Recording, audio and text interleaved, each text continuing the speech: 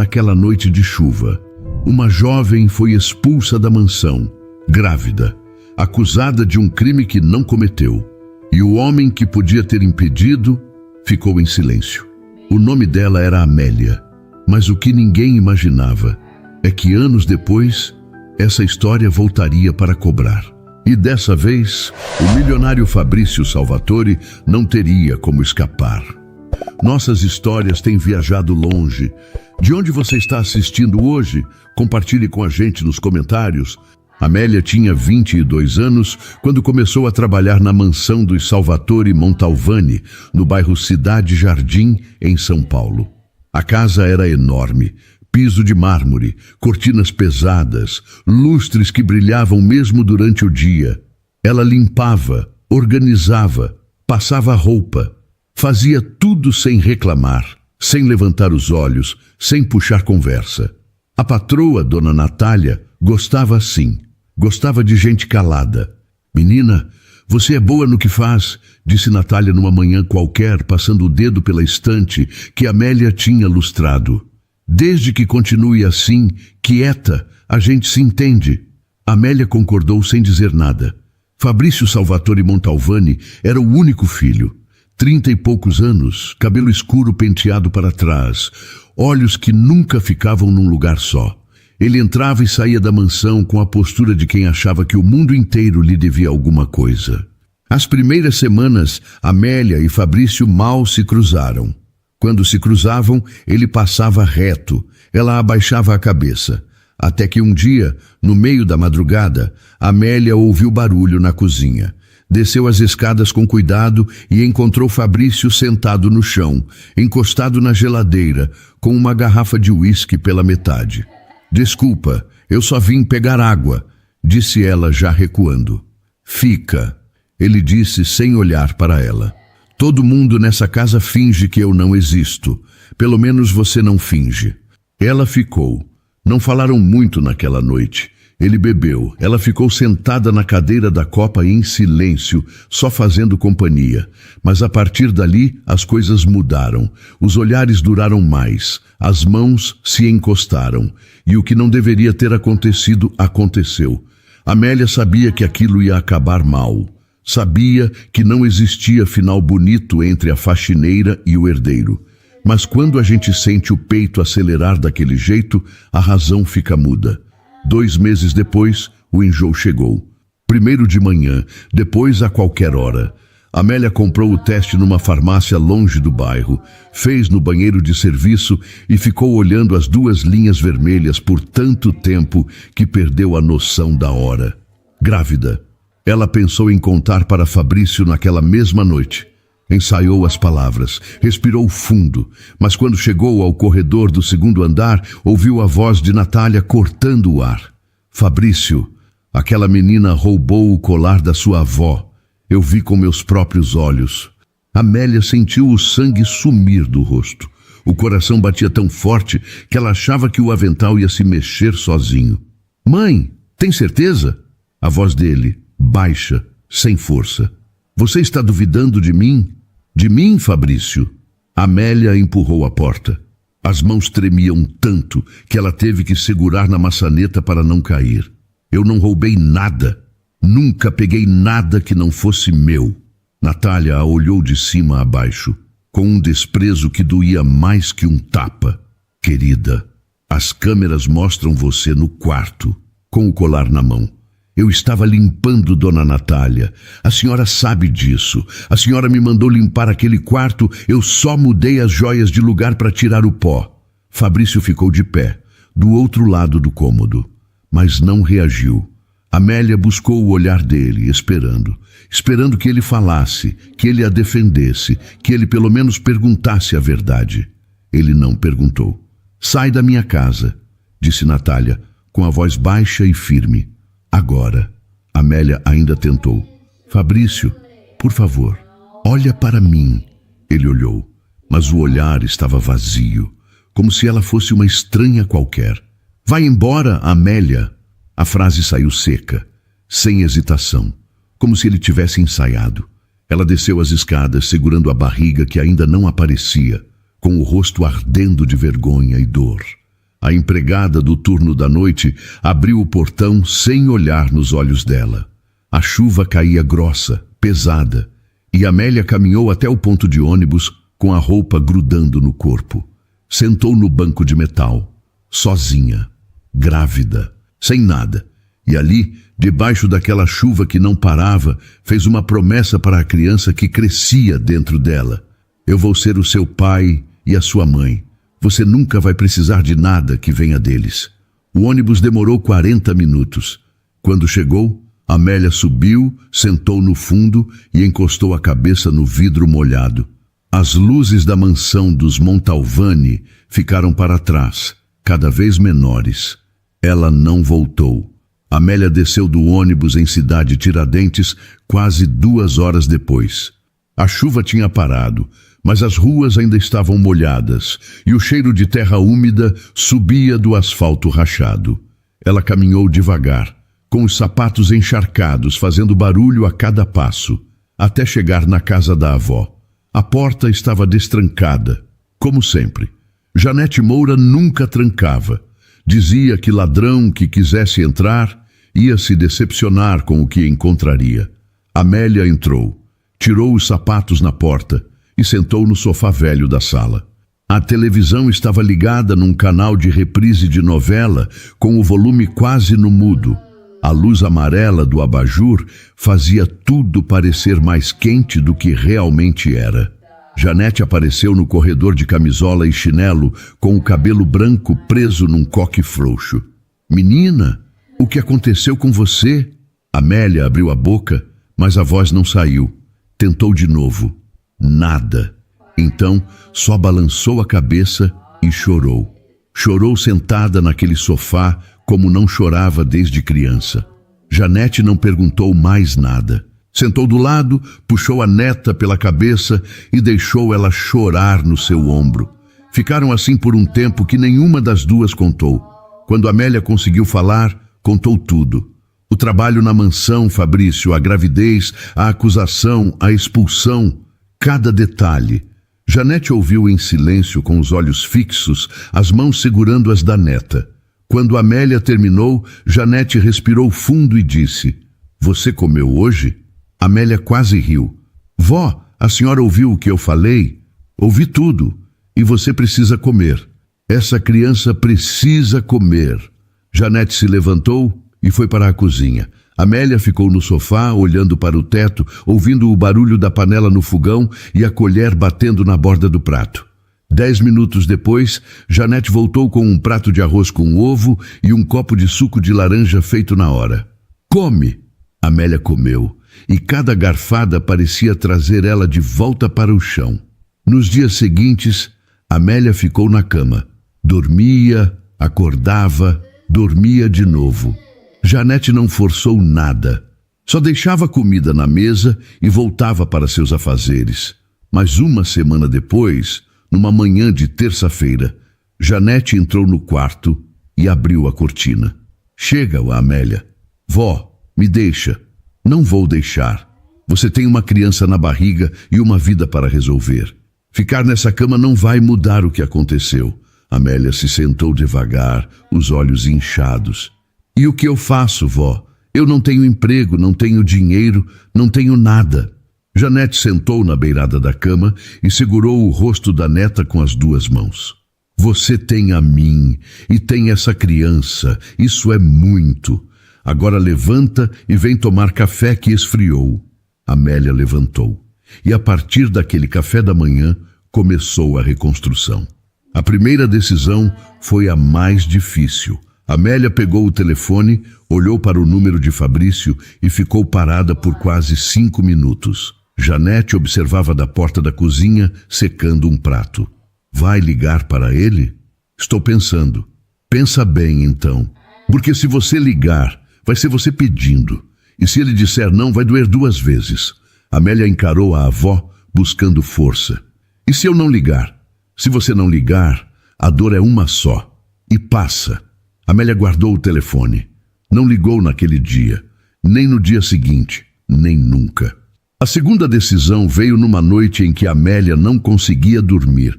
Estava sentada na cozinha, com a barriga já começando a aparecer, folheando um caderno velho onde tinha anotações da época da faculdade que largou. Direito. 3º semestre. Tinha largado quando começou a trabalhar na mansão, porque o salário era melhor do que a bolsa de estudos. Janete apareceu na porta. Estudando de madrugada? Lembrando, eu estava quase na metade do curso, vó. E o que te impede de terminar? Dinheiro, tempo, uma criança chegando. Janete cruzou os braços. Minha mãe me criou sozinha, trabalhando dia e noite em uma máquina de costura. Eu criei sua mãe lavando roupa para fora. Se você acha que não consegue, tudo bem. Mas se acha que consegue, eu estou aqui para segurar a ponta. Amélia abaixou os olhos, pensando no que fazer. Depois fechou o caderno e olhou para a avó. Eu vou precisar de muita ajuda. E eu vou estar aqui. No mês seguinte, Amélia conseguiu uma vaga numa faculdade particular com bolsa parcial. Trabalhava de manhã como atendente numa padaria do bairro, estudava à noite e, nos intervalos, lia livros emprestados da biblioteca. Janete cuidava da casa e se preparava para a chegada do bebê. A barriga crescia, o cansaço também.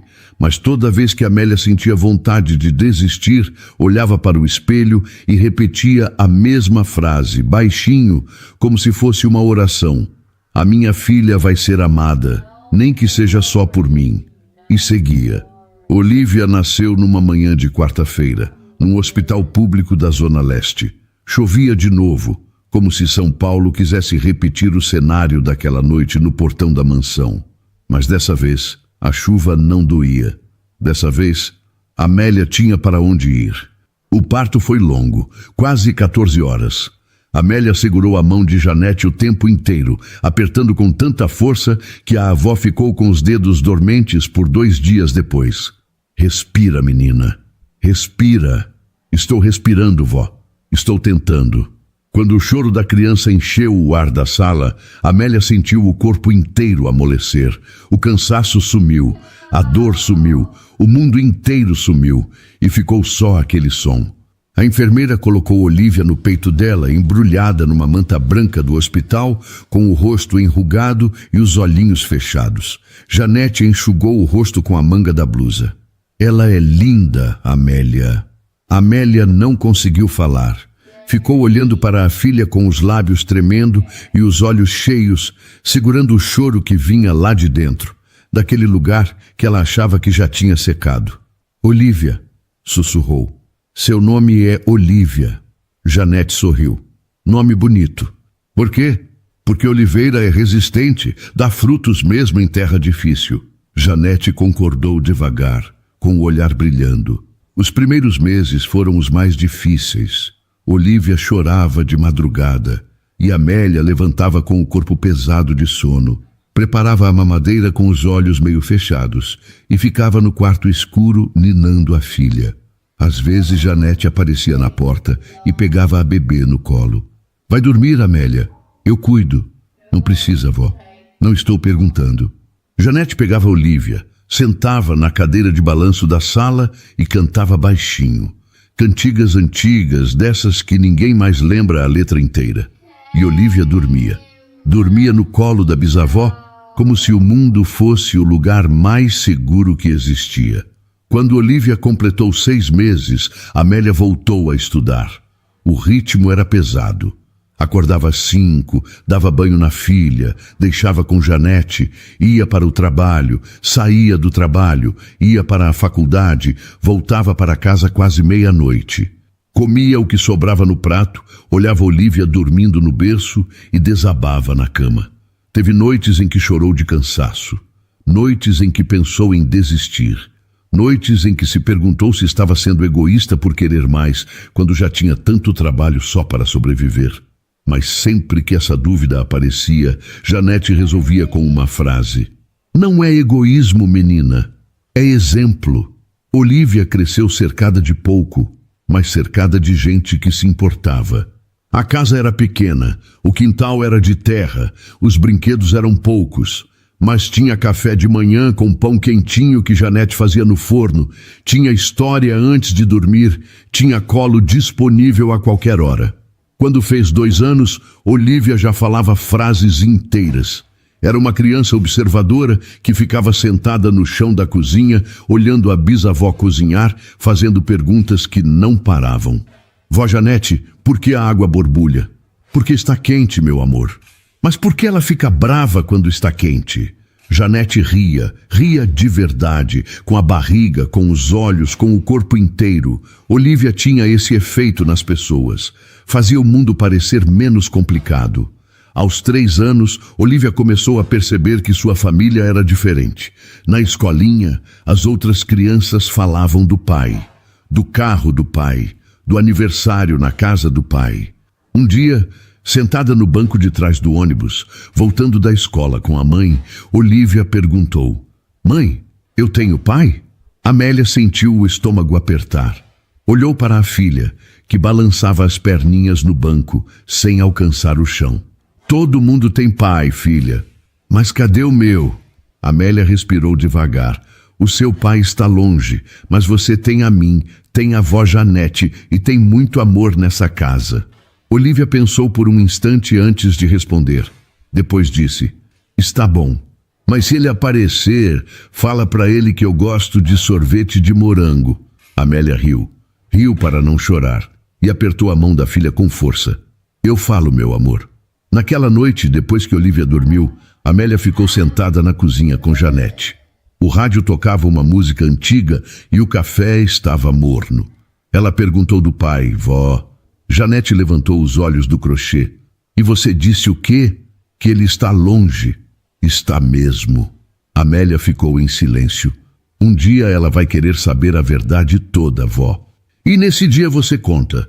Mas enquanto esse dia não chega, faz o que você sabe fazer. Cuida dela, estuda e segue em frente." Amélia concordou. Lavou a xícara, apagou a luz da cozinha e foi para o quarto. Parou na porta e olhou Olívia dormindo, com os braços abertos e o cabelo espalhado no travesseiro. Aquela menina era tudo que ela tinha de melhor, e por ela Amélia ia até o fim. 6 anos se passaram, mas não foram leves. Teve dia em que Amélia sentiu o corpo pesar tanto que pensou em desistir de tudo, principalmente naquelas noites em que chegava em casa quase à meia-noite e encontrava Olívia já dormindo, com o caderno aberto ao lado do travesseiro e o lápis ainda entre os dedos. Amélia ficava parada na porta do quarto por alguns segundos, apenas olhando o peito da filha subir e descer devagar. Naquele silêncio, ela se perguntava se estava fazendo a coisa certa ao ficar tão longe para dar um futuro melhor. Mas na manhã seguinte, o café da manhã com a avó Janete renovava suas forças. Ela sempre levantava. Amélia terminou a faculdade de Direito com um esforço que só aquela casa simples da cidade de Tiradentes viu de perto. Teve prova que ela fez queimando em febre, com a cabeça latejando. Teve trabalho que entregou depois de passar a noite em claro, sustentada por café preto e pela vontade de vencer. Houve dias em que ela contava as moedas para saber se o dinheiro da passagem daria para o mês todo. Mesmo cansada, ela continuou. No dia da formatura, Dona Janete estava lá, na primeira fileira. Usava o seu melhor vestido florido, que ela mesma tinha costurado com todo capricho. Olívia estava no seu colo, impaciente, quando o orador chamou o nome de Amélia no palco. A pequena não se aguentou. "Essa é a minha mãe." A voz de Olívia encheu o salão. Algumas pessoas riram, outras se emocionaram. Amélia, lá no palco, sentiu as lágrimas chegando. Naquele segundo, enquanto segurava o canudo do diploma, tudo fez sentido. A humilhação na mansão, a chuva, a fome, tudo tinha valido a pena. Mas a vida não ficou mais fácil. Veio a especialização, e com ela um cansaço que parecia morar nos ossos. No primeiro mês de escritório, Amélia quase desmoronou. Sentada à mesa da cozinha, de madrugada, com papéis e leis espalhados por todo lado, ela olhou para a avó e confessou: "Vó, eu não sei se dou conta." O mundo lá fora é muito bruto. Janete, sem parar de lavar a louça, respondeu com aquela calma de quem já viu de tudo. Você dá conta, sim. Você só está cansada. Descansa um pouco e amanhã a gente vê. E era verdade. Amélia descansava e continuava. O primeiro emprego foi num escritório pequeno na Liberdade. Mesa dividida, café ruim de garrafa térmica e um salário que sumia antes do dia 10. Mas era o começo dela. Ela era a primeira a chegar e a última a sair. Os anos correram. E aos 32 anos, Amélia Tavares Moura já não era mais a mesma menina assustada que foi expulsa da mansão. Agora, ela era a advogada sênior em um escritório respeitado da Avenida Faria Lima. Tinha um apartamento simples, mas todo seu, na Muca. Tinha um carrinho que não a deixava na mão. E tinha Olívia, agora com 10 anos, que era o coração de tudo o que ela construiu. Olívia cresceu cercada de pouco luxo, mas de muito afeto. Era uma criança que percebia a dor dos outros. Na escola, se via alguém sozinho no recreio, ela era a primeira a se aproximar. Sua filha tem um coração de ouro, disse uma professora certa vez. Amélia sorriu com os olhos. Ela teve um bom exemplo em casa. Puxou a bisavó. Uma noite, enquanto lavavam a louça juntas, um costume que nunca perderam, Olívia perguntou: Mãe, por que a gente não tem foto da nossa família toda na parede? Tipo aquelas famílias grandes? Amélia parou de secar o prato por um instante. Ela buscou as palavras com cuidado. Porque a nossa família é pequena, filha, mas ela é inteira, não falta nada aqui. Olívia sorriu e naquele mesmo instante decidiu: então vamos tirar uma foto agora. E tiraram. Janete no meio, Amélia de um lado e Olívia do outro. Aquela foto presa com um ímã de padaria na geladeira valia mais do que qualquer quadro caro da mansão Salvatore. Mas o passado é um vizinho que às vezes bate à porta sem avisar. Tinha noite em que o sono não vinha.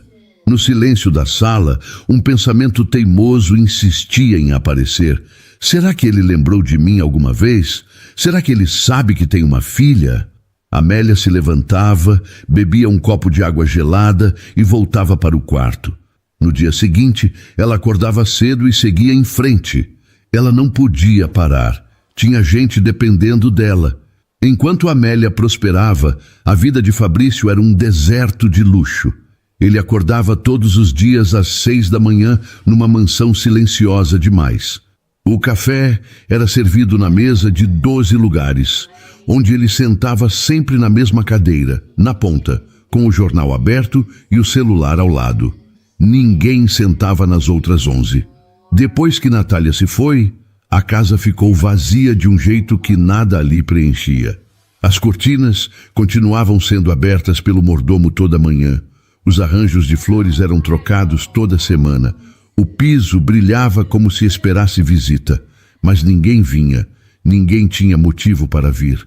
Ele tomava o café em silêncio, respondia e-mails, pegava o carro e ia para a empresa. A rotina era a mesma há anos. Reunião, almoço de negócios, mais reunião, telefonema, assinatura, decisão. Ele era bom nisso, sempre foi. Mas os negócios da família, que antes pareciam inabaláveis, começaram a ruir. Nos últimos 2 anos, os relatórios financeiros da empresa começaram a apresentar divergências. Números que não batiam, contratos antigos com cláusulas que ninguém lembrava de ter aprovado. Movimentações de valores que apareciam em uma planilha e sumiam em outra. O diretor financeiro, um homem que trabalhava com a família há mais de 20 anos, tentou tranquilizar. Fabrício, são ajustes de períodos antigos, coisa da época da sua mãe, nada que afete o quadro atual. Se não afeta, por que os números não fecham? Fecham, só precisa de contexto. Contexto é desculpa de quem não quer mostrar os fatos. A conversa terminou assim, seca, sem resolução. Fabrício sabia que tinha problemas. O que ele não sabia era o tamanho. Fora da empresa, a vida pessoal não ia melhor. Fabrício nunca se casou. Teve relacionamentos curtos, funcionais, que começavam em jantares caros e terminavam em mensagens educadas. Nenhuma mulher ficava tempo suficiente para conhecer o homem por trás do sobrenome. E ele preferia assim. Pelo menos era o que dizia. Uma noite, depois de uma reunião que terminou mal, Fabrício voltou para a mansão e fez uma coisa que não fazia há anos. Sentou na cozinha. Na mesma cozinha. No mesmo chão. O mordomo apareceu na porta. "O senhor precisa de alguma coisa?" "Não." "Pode ir." O mordomo saiu. Fabrício ficou ali, encostado na bancada de granito, olhando para o piso. E sem querer, sem planejar, a memória veio. Amélia sentada na cadeira da copa, com as mãos no colo, fazendo companhia num silêncio que não incomodava. O cheiro do café que ela esquentou sem ele pedir. A maneira como ela olhava para ele sem esperar nada em troca. Ele fechou os olhos. Fazia 10 anos. 10 anos desde aquela noite de chuva. 10 anos desde que ele ficou parado no topo da escada enquanto sua mãe destruía a única pessoa que tinha se importado com ele de verdade. E ele não fez nada. Ele sabia naquela época que a acusação não fazia sentido. Amélia não era ladra. Amélia mal tocava nas coisas da casa que não fossem de limpeza. Mas confrontar a mãe significava admitir que tinha se envolvido com a funcionária. Significava enfrentar a vergonha, o escândalo, a humilhação social. E Fabrício escolheu o silêncio, escolheu a covardia. E agora, sentado no chão daquela cozinha enorme, entendia o preço. Ninguém o esperava. Ninguém perguntava se ele tinha comido. Ninguém sentava ao lado dele em silêncio só para fazer companhia. Ele se levantou do chão, colocou a garrafa na pia e subiu para o quarto. Parou no corredor do 2º andar, diante da porta do antigo quarto de Natália. Não entrava ali desde o velório. A porta estava fechada, o ar parado. Abriu devagar. O quarto estava exatamente como ela tinha deixado. A cama feita, os perfumes na penteadeira, as fotos emolduradas na cômoda. Fabrício olhou para as fotos. Ele criança, de terno, ao lado da mãe. Ele adolescente, formatura do colégio. Ele adulto, na inauguração do novo escritório. Em nenhuma das fotos ele sorria de verdade. Em todas, Natália sorria por 2, fechou a porta e seguiu para o próprio quarto. Deitou na cama sem tirar os sapatos, encarando o teto branco. E ficou ali, com o peito pesando, até o sono chegar. No dia seguinte, acordou com o telefone tocando antes das 7. O diretor financeiro queria uma reunião urgente, mais números que não fechavam, mais explicações que explicavam pouco. Fabrício tomou café rápido, vestiu o terno e saiu. Na mansão, o mordomo recolheu a xícara suja e olhou para as outras 11 cadeiras vazias. Sacudiu a cabeça e voltou para a cozinha. Na manhã seguinte, a secretária colocou uma pasta na mesa dele. O pessoal que vai revisar as contas da empresa quer marcar uma reunião para combinar exatamente o que eles vão analisar. Qual pessoal? O escritório da Faria Lima. Foram os que o conselho escolheu. A equipe deve vir até aqui na próxima semana. Fabrício concordou sem entusiasmo. Manda os dados preliminares e agenda a reunião. Já agendei. A responsável técnica se chama Doutora Tavares. Fabrício ouviu o nome, mas nem prestou atenção. Ele tinha outras coisas na cabeça. Pode confirmar, disse, já abrindo outra pasta. A secretária saiu. E Fabrício seguiu o dia como seguia todos os outros, ocupado demais para pensar, vazio demais para sentir. 3 dias antes da auditoria, numa terça-feira quente de outubro, Fabrício saiu de uma reunião na região da Faria Lima e dispensou o motorista. Pode ir, Eduardo. Eu volto sozinho. Tem certeza, senhor Fabrício? Tenho. Preciso andar um pouco. Ele caminhou sem rumo. Passou por prédios espelhados, cafeterias lotadas, gente de terno andando rápido com fones de ouvido. São Paulo em modo automático. Ele fazia parte daquele cenário, mas naquele dia se sentia como um figurante que esqueceu o papel. O calor apertou, a cabeça ficou pesada. A visão escureceu pelas bordas, dava a impressão de que alguém estivesse fechando uma cortina devagar. Fabrício procurou um lugar para sentar e encontrou um banco de madeira numa praça pequena entre dois prédios comerciais. Sentou, apoiou os cotovelos nos joelhos e tentou respirar direito. O coração batia rápido demais. O suor escorria pela nuca. Ele afrouxou o nó da gravata e ficou ali, olhando para o chão de cimento, esperando o corpo cooperar. Do outro lado da rua, duas meninas de uniforme escolar caminhavam devagar. Uma falava sem parar, gesticulando. A outra ouvia com atenção, balançando a cabeça de vez em quando. A que ouvia era Olívia. Sônia, vizinha de apartamento de Amélia e mãe de Camila, a amiga de Olívia, buscava as duas na escola nos dias em que Amélia não conseguia sair do escritório a tempo. Era terça-feira, dia de Sônia. Mas Sônia tinha parado na padaria da esquina para comprar pão, e as meninas estavam poucos metros à frente, esperando. Olívia reparou no outro lado da praça e viu o homem no banco. A postura, mesmo sentada, era rígida, mas o rosto estava pálido e as mãos tremiam. Espera aqui, Camila. Onde você vai? Ali. Rápido. Olívia atravessou a praça com passos rápidos. Parou na frente dele. Não disse nada de início. Só olhou. Fabrício levantou os olhos devagar, incomodado. Mas a expressão da menina desarmou ele. Não era curiosidade, não era medo. Era atenção, como se ela estivesse avaliando a situação antes de agir. Olívia tirou a garrafa de água da mochila e estendeu para ele. Toma, o senhor está branco. Fabrício hesitou, depois aceitou. Bebeu devagar, com as mãos ainda tremendo. Olívia sentou no banco ao lado dele, deixando um espaço entre os dois. Balançava os pés, que não alcançavam o chão. Ficou em silêncio por alguns segundos, observando. Se o senhor cair desse banco, vai bater a cabeça no chão. Esse cimento é duro. Fabrício quase sorriu. Quase. Estou bem, disse baixinho. Não está, não.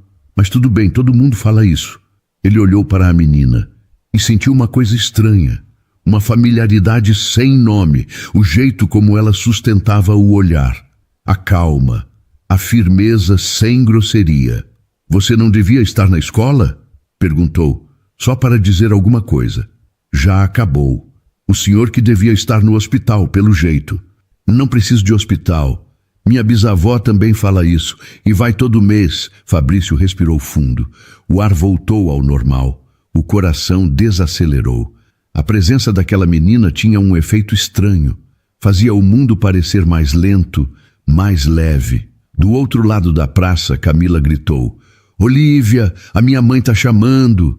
Olívia olhou para trás, depois voltou o olhar para ele. Consegue levantar? Consigo. Então levanta, não fica sentado aí sozinho, não. Fabrício se levantou devagar. As pernas obedeceram. A tontura já tinha passado. Olívia observou como quem confere se o trabalho foi feito direito.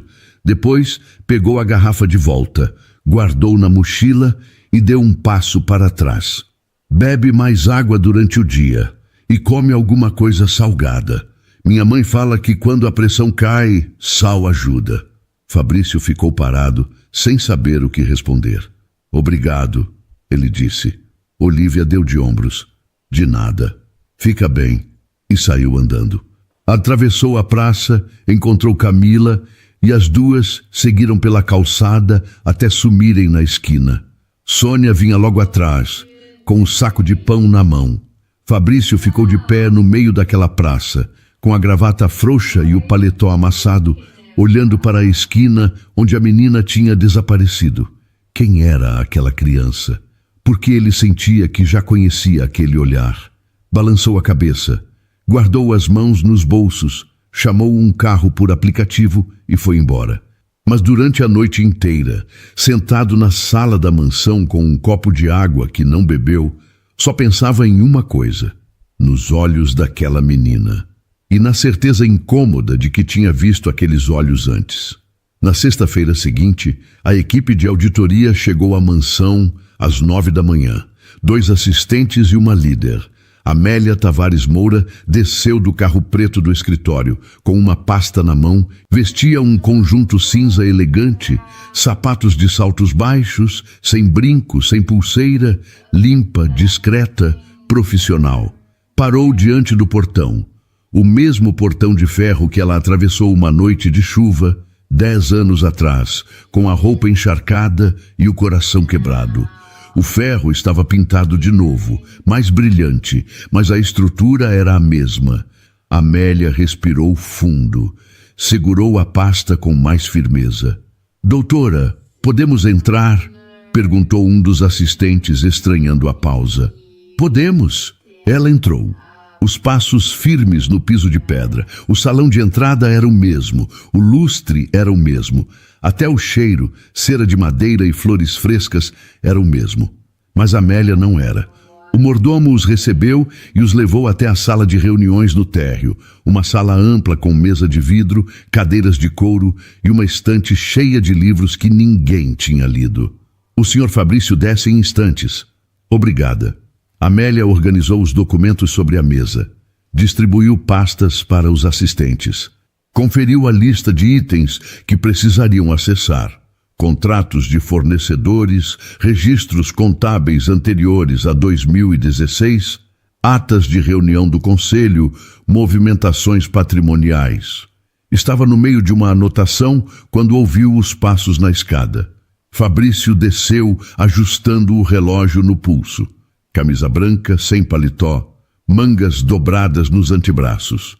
Entrou na sala com a postura de sempre, o queixo levantado, o olhar direto, e então parou. Os olhos dele encontraram os dela, e o tempo pareceu parar entre os dois. Não houve surpresa imediata, foi um processo. O rosto de Amélia mais maduro, o cabelo diferente, a postura diferente, mas os olhos eram os mesmos. E Fabrício reconheceu aqueles olhos antes de reconhecer qualquer outra coisa.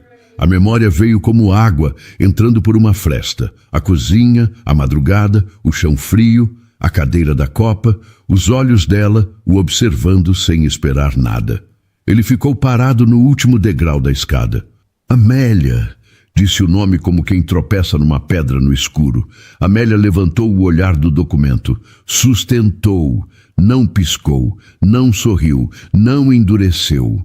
O rosto estava neutro, profissional, controlado. Senhor Fabrício, bom dia. Estamos aqui para realizar a auditoria solicitada pelo Conselho. Se puder nos direcionar aos documentos do período anterior a 2016, começamos imediatamente. A voz saiu firme, cada palavra medida, nenhuma brecha. Fabrício desceu o último degrau devagar. Você é a auditora? Sou a responsável técnica da equipe. Esses são meus assistentes, Dr. Rafael e doutora Fernanda. Os dois acenaram com a cabeça. Fabrício nem registrou. Amélia, eu preciso... Senhor Fabrício, ela cortou com a mesma voz calma.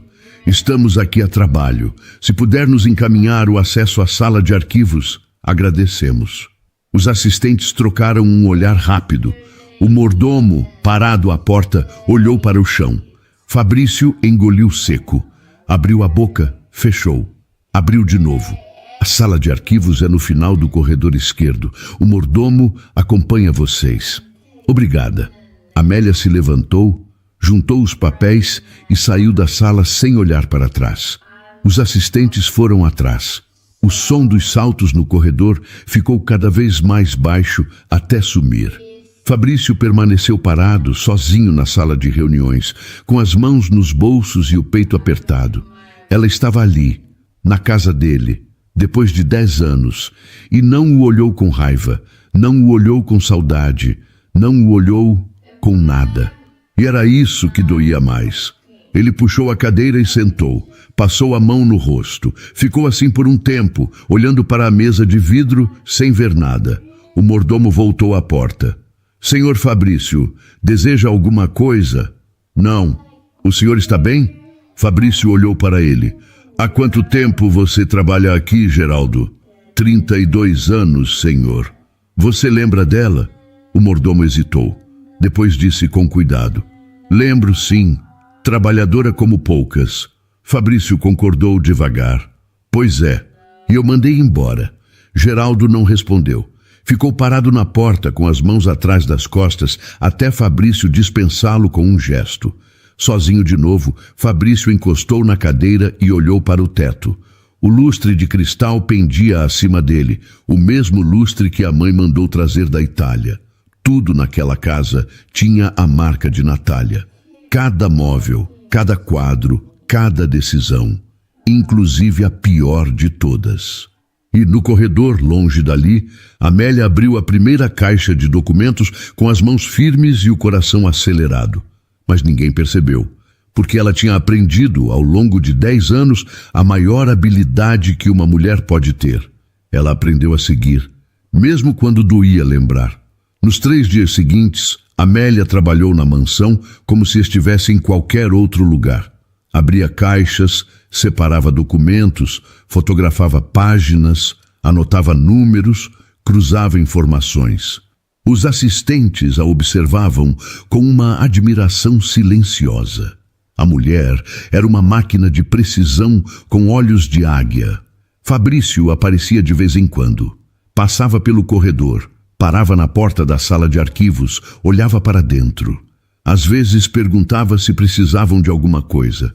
Amélia respondia sem levantar os olhos do papel. Estamos bem, obrigada. Ele ficava ali mais alguns segundos, depois ia embora. Na 4ª noite de trabalho, Amélia ficou até mais tarde. Os assistentes já tinham ido. Ela estava sozinha na sala de arquivos, cercada de pastas e caixas, com o notebook aberto e a luz do abajur fazendo sombra na parede. Fabrício apareceu na porta.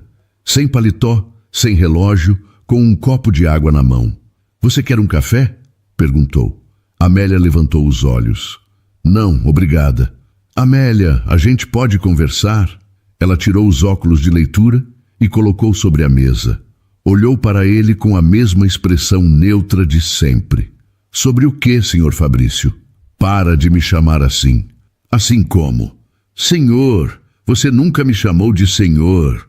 Mudaram muitas coisas em 10 anos. Ele entrou na sala e sentou na cadeira do outro lado da mesa.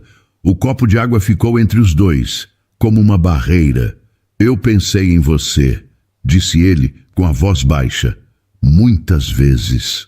Amélia não reagiu. Voltou a olhar para o documento que estava analisando. Eu sei que errei, continuou ele. Eu sei que fui covarde. Eu sei que deveria ter ouvido você naquela noite. Deveria. A resposta veio seca, sem pausa, sem emoção, como quem confirma um dado financeiro.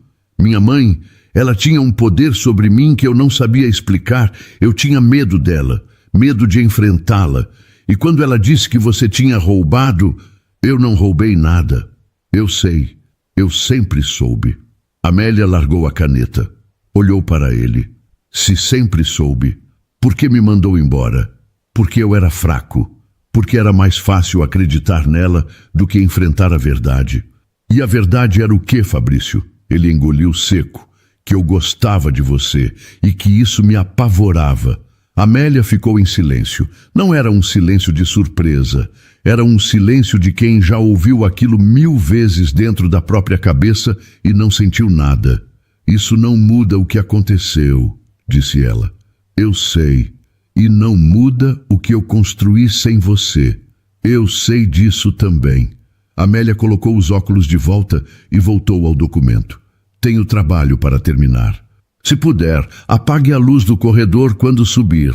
Fabrício ficou sentado por mais alguns segundos. Depois se levantou, pegou o copo de água e saiu sem dizer nada. No dia seguinte, Amélia estava no fundo da sala de arquivos, numa área que guardava documentos pessoais da família.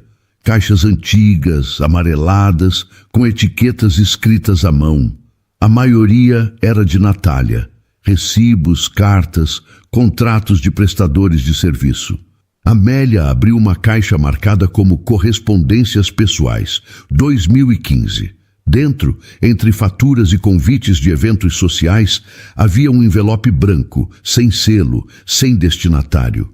Só o nome Fabrício escrito na frente com a letra caprichada de Natália. Amélia hesitou, depois abriu. Era uma carta. 3 páginas, escritas à mão. Ela leu a primeira linha e sentiu o sangue gelar. Meu filho, se você encontrar esta carta, significa que eu não estou mais aí para proteger você das suas próprias fraquezas. Amélia continuou lendo, e a cada parágrafo, o chão parecia se abrir embaixo dela. Natália confessava tudo: a armação com o colar, a câmera de segurança que ela mesma manipulou, movendo a joia para perto das coisas de Amélia.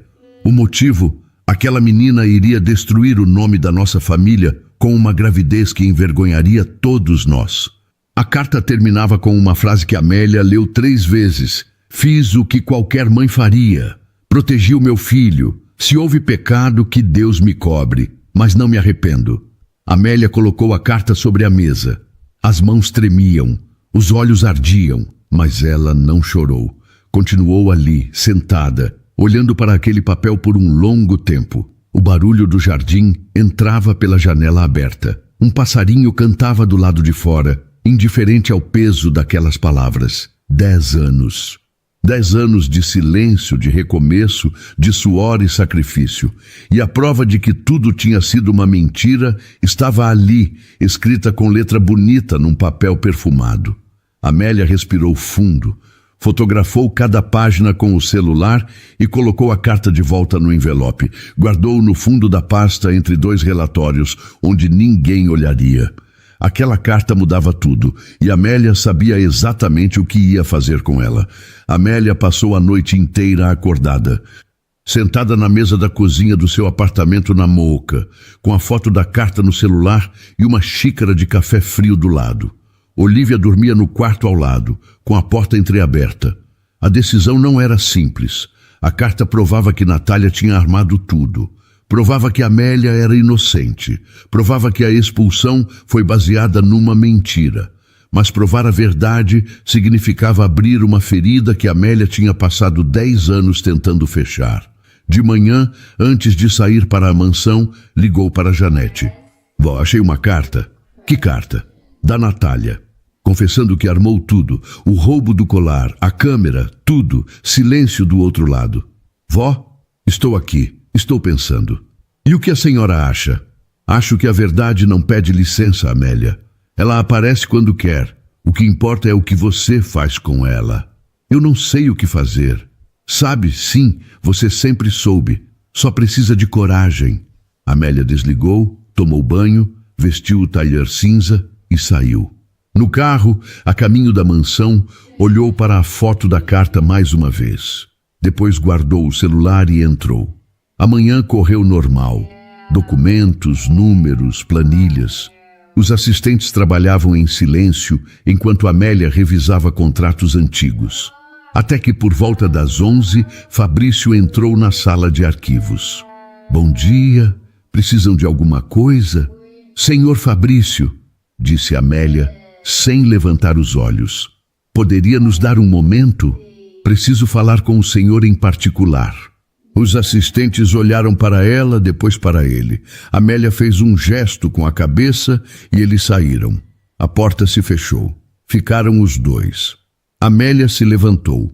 Foi até a caixa de correspondências e tirou o envelope branco. Colocou sobre a mesa, entre os 2. Encontrei isso entre os documentos pessoais da sua mãe. Fabrício olhou para o envelope. Reconheceu a letra. O que é isso? Leia. Ele pegou o envelope. Abriu, tirou as folhas.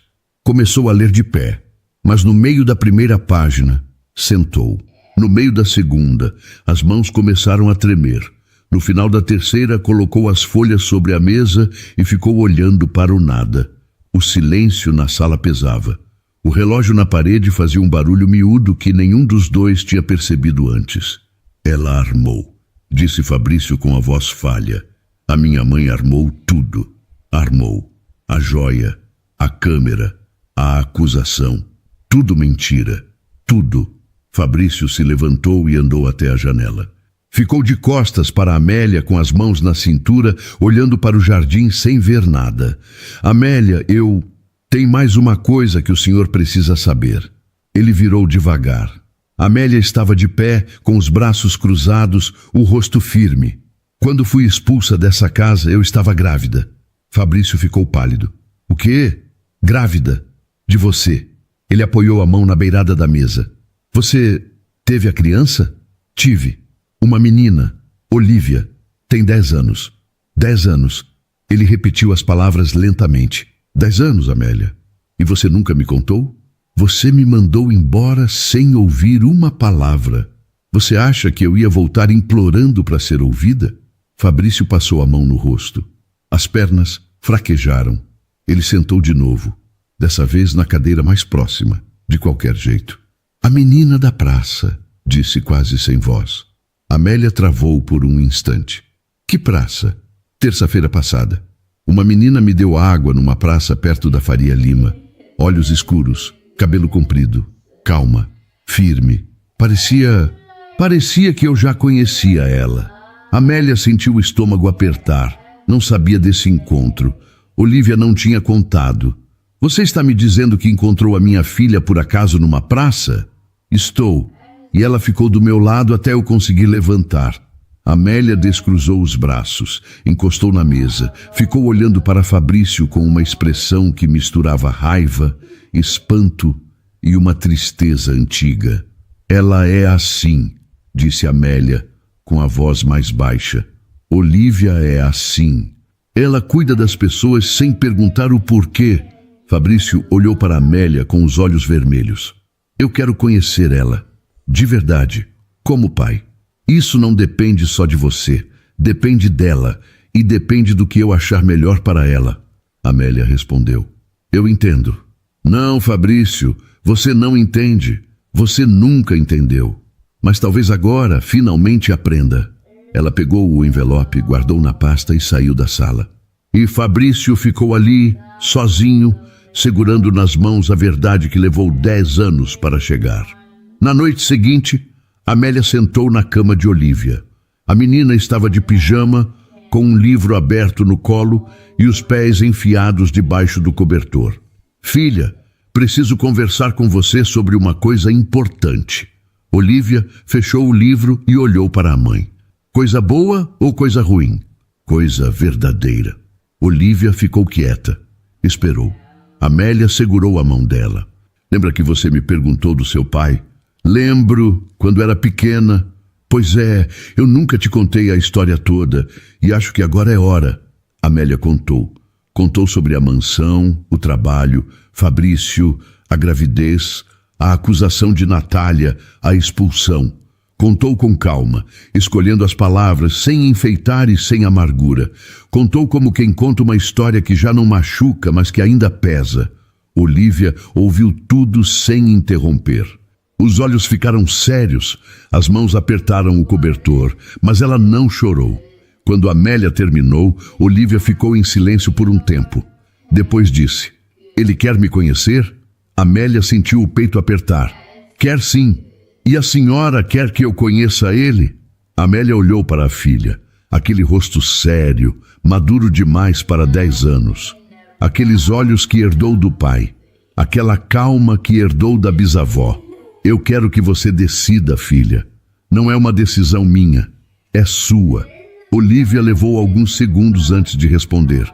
Depois disse, quero conhecer, mas não quero que ele ache que pode chegar assim de repente e ser meu pai como se nada tivesse acontecido. Ele não vai achar isso. Se achar, eu mesma falo para ele. Amélia sorriu. Sorriu de verdade, com os olhos molhados. Eu tenho certeza que você fala. 2 dias depois, o encontro aconteceu. Amélia combinou no apartamento dela, na sala, num sábado de manhã. Janete estava na cozinha, fingindo que lavava louça, mas com o ouvido atento. Fabrício chegou às 10. Estava de calça jeans e camisa simples, sem relógio caro, sem carro com motorista. Tocou a campainha e esperou com as mãos suando. Amélia abriu a porta. Entra. Ele entrou. A sala era pequena, arrumada, com fotos na parede. Ele viu uma foto de Olívia bebê. outra de Olívia na formatura da escolinha, outra de Olívia com Janete. 10 anos de vida que ele tinha perdido, grudados na parede com moldura de madeira. Olívia apareceu no corredor. Parou. Olhou para ele. Fabrício olhou para ela. O silêncio durou 5 segundos, que pareceram 5 minutos. Oi, disse Olívia. Oi, disse Fabrício com a voz travada. Você é o homem da praça. Sou. E o meu pai. Sou. Olívia cruzou os braços. Por que você nunca apareceu? Fabrício sentiu os olhos arderem. Porque eu errei. Errei muito. E quando a gente erra assim, às vezes demora muito tempo para ter coragem de consertar. 10 anos é muito tempo. É muito. Olívia ficou olhando para ele. Depois soltou os braços e disse: Eu gosto de sorvete de morango, caso você queira saber. Fabrício soltou uma risada fraca, com os olhos cheios de água. Eu vou lembrar. Amélia assistia da porta da cozinha. Janete apareceu ao lado dela, secando as mãos no pano de prato. Ela é forte, essa menina, sussurrou Janete. Puxou a senhora avó. Janete olhou para Amélia, puxou a mãe. Fabrício se virou para Amélia, os olhos vermelhos, o rosto aberto, sem defesa. Amélia, me perdoa. Ela olhou para ele por um tempo longo, sem raiva, sem saudade, com uma serenidade que tinha custado 10 anos para construir. Eu não preciso da sua culpa, Fabrício. Eu precisei da sua confiança há 10 anos. Ele baixou a cabeça. Eu sei, mas a Olívia está aqui, e ela merece ter a chance de decidir quem faz parte da vida dela. Então você vai ter essa chance, não por mim, por ela. Fabrício concordou em silêncio. Janete, da cozinha, observava tudo. Voltou para o fogão, colocou a chaleira no fogo e disse, para ninguém em particular: café para 3. Vai ser um sábado longo. E naquela sala pequena, com cheiro de café e foto na parede, começou uma história nova. Não perfeita, não arrumada, não de novela, mas verdadeira. 6 meses passaram desde aquele sábado de manhã na sala do apartamento da Muca. E nesse tempo, a vida fez o que a vida faz. Seguiu sem pedir licença, sem esperar ninguém ficar pronto.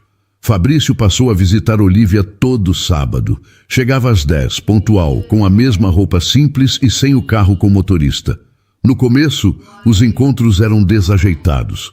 Ele não sabia o que dizer, não sabia o que perguntar, não sabia se podia abraçar, se podia dar presente, se podia ficar mais tempo.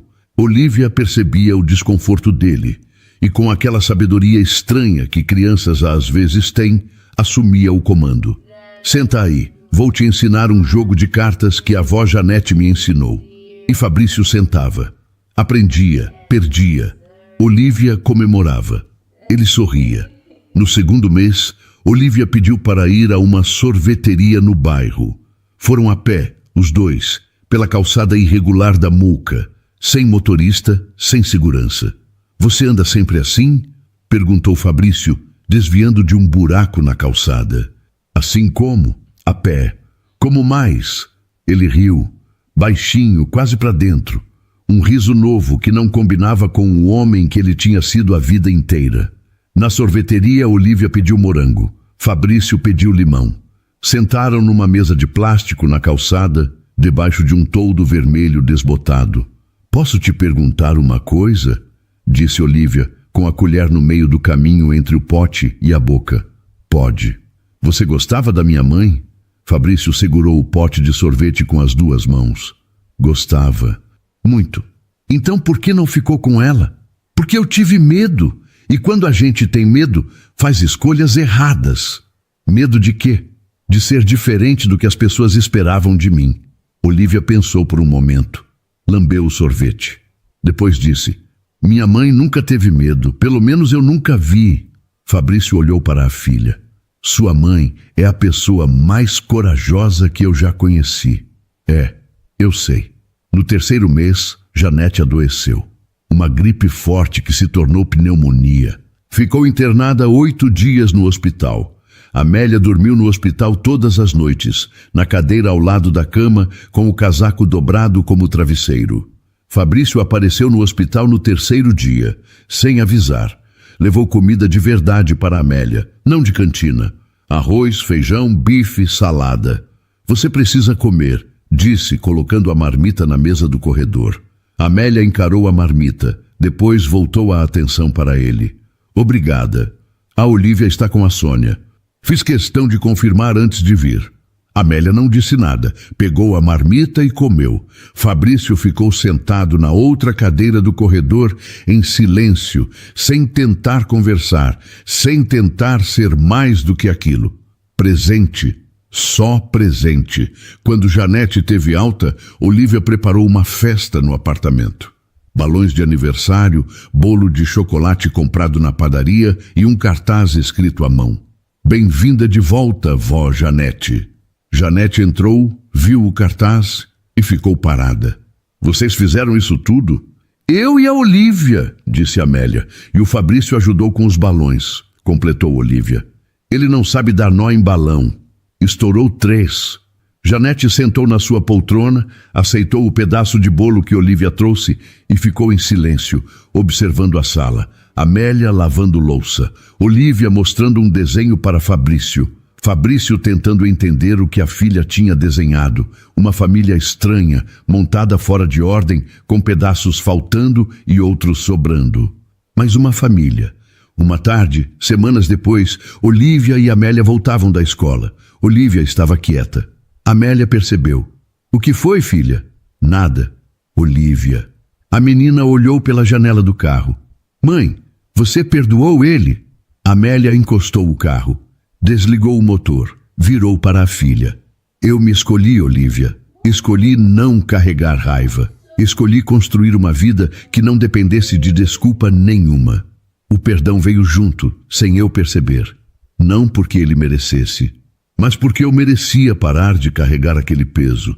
Olívia ficou em silêncio. Depois esticou a mão e segurou a mão da mãe. Eu tenho orgulho de você, mãe. Amélia apertou a mão da filha. Ligou o carro e seguiram. Na geladeira do apartamento, presa com o mesmo ímã de padaria, agora havia uma foto nova. Natal. Janete no centro, de vestido bonito, Amélia à esquerda, Olívia à direita. E Fabrício, um pouco afastado, meio sem jeito, como alguém que sabe que ainda está aprendendo a pertencer. A foto não era perfeita, mas era verdadeira, e era o bastante. Minha querida ouvinte, meu querido ouvinte, chegamos ao fim de mais uma história. E eu não sei você, mas o meu coração termina batendo um pouco mais forte. Sabe o que a trajetória da Amélia nos ensina? Que a vida, às vezes, nos joga em tempestades que a gente acha que não vai aguentar. A gente se sente sozinha, injustiçada, e o peso do mundo parece que vai nos dobrar. Mas veja a força dessa mulher. Veja a força que você também carrega aí dentro. A Amélia não precisou de vingança para vencer. Ela precisou de estudo, de trabalho e do amor de quem nunca soltou a mão dela, como a avó Janete. Ela nos mostrou que o perdão não é para quem errou com a gente, mas sim um presente que damos a nós mesmas, para podermos caminhar leves, sem o peso do passado nas costas. Se hoje você está passando por uma noite de chuva na sua vida, se sente que alguém foi injusto com você, ou se o cansaço está batendo forte na sua porta, lembre-se da Amélia. Lembre-se que o sol sempre volta a brilhar na janela de quem não desiste de si mesma. A sua dignidade é o seu maior tesouro e ninguém, absolutamente ninguém, tem o poder de tirar isso de você. Eu espero que essa história tenha trazido um pouco de luz e esperança para o seu dia. Se você gostou, deixa aqui nos comentários um coração ou me conta o que você faria se estivesse no lugar da Amélia. Eu adoro ler as mensagens de vocês. Um beijo carinhoso no seu coração, muita força na sua caminhada e a gente se encontra na nossa próxima história emocionante. Até lá! E então, o que achou da história? Deixe sua opinião nos comentários. Adoramos saber o que você pensa. Não se esqueça de deixar seu curtir no vídeo para nos apoiar e de se inscrever no canal. Até a próxima!